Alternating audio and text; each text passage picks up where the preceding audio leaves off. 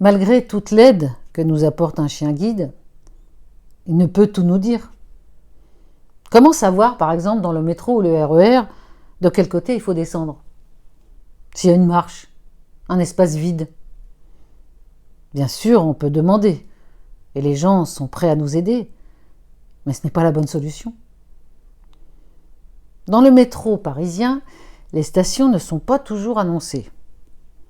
Et pourtant, je me souviens, lors de la Coupe du Monde de football à Paris, que le conducteur nous annonçait les buts marqués par la France. Dans les bus, il y a des annonceurs de station. Mais pour une raison obscure, ils sont censés être en panne à 90%.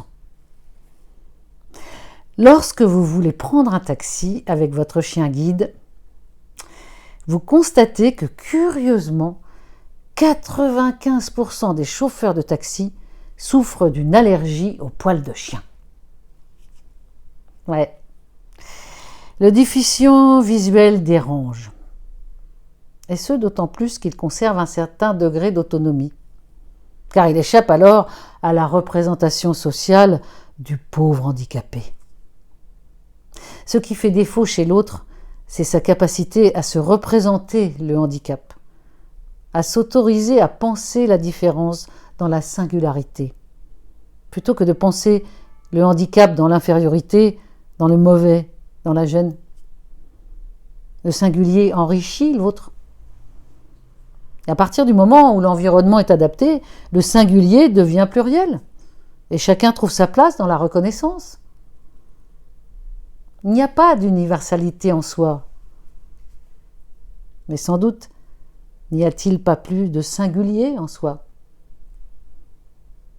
Chaque handicapé est un citoyen. À cause de cela, il faut qu'il ait la possibilité de se déplacer avec le minimum de risques, de travailler et de jouer son rôle social dans la cité. Qu'est-ce à dire? Que la sécurité doit primer? Par exemple, que les feux de signalisation soient sonorisés? Que les trottoirs permettent le passage des piétons sans obstacles aberrants, qu'une protection réduise l'espace entre le métro et le quai, que l'on puisse savoir où se trouve la porte pour monter dans le métro. Un petit signal serait le bienvenu. Que les stations du métro parisien soient annoncées et que l'on puisse savoir si la sortie se trouve en tête, au milieu ou en queue du train. Que les correspondances soient annoncées, qu'un emplacement soit prévu pour le chien guide et son maître.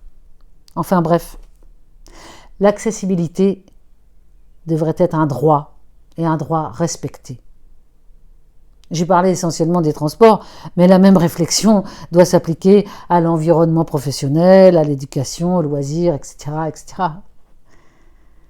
Chacun de nous paie l'impôt, sans discrimination. Dans la vie quotidienne, la discrimination, de fait, condamne les handicapés à vivre des situations d'exception.